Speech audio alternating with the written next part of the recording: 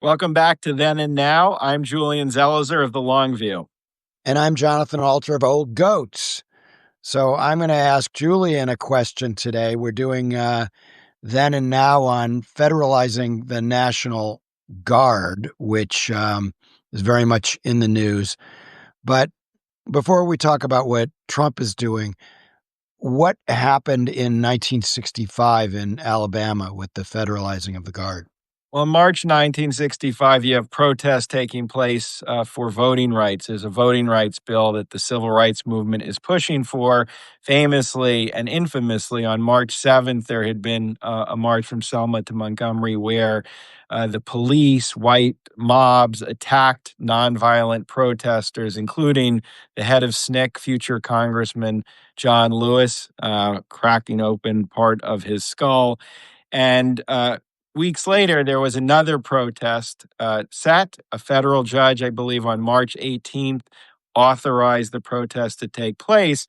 And Lyndon Johnson, the president, calls the governor, George Wallace, an opponent of desegregation, and asks him to request that the National Guard be federalized, to call up the National Guard on his own. And he says he'll do it. And he'll just do it so Johnson doesn't have to do it. But then he goes on TV that night and Wallace says, this is Johnson's issue. Let him handle it. And Johnson is furious, but he ends up federalizing the National Guard. They go in, and in the next protest, they will protect the protesters, and it ends peacefully. So Johnson is forced to work around a governor who is not upholding basic law and order and civil protection in his own state. So the situation now is that Trump has federalized the National Guard. He did it in California. Now he's doing it in Chicago, and he's having Texas National Guard go up to Chicago on the flimsiest of pretexts. There's not even really what you could call a pretext. It's just, I believe he's doing it just because he likes to make trouble and try to own the libs in blue cities. And in Portland, where he's also, playing these games, I saw video of protesters who were like pretending to be the Village People. They're just making fun of Trump. And that's going on in Chicago too. J.B. Pritzker just released a video making fun of Trump, talking about deep dish Chicago pizza and the Cubs.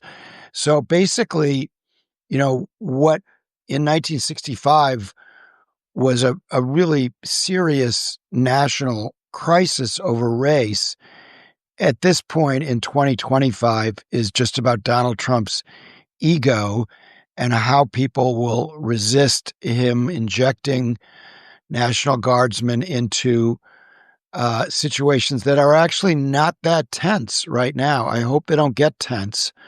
My own sense is that his motivation is just to do anything he can to distract from the Epstein files, but I can't get quite inside that twisted mind of his.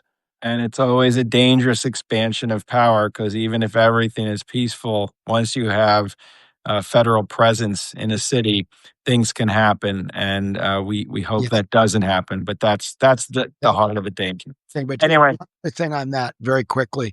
So people assume that, if things did get violent, that people would rally around Trump.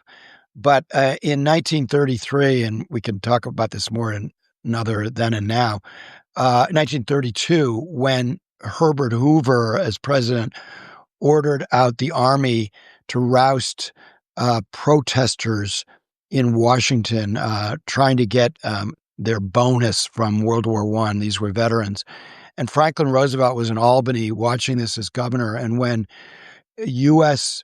military moved against American citizens, what Trump calls the enemy from within, Roosevelt's reaction was, I just won the election of 1932, because Americans don't like seeing our military fire on our own people.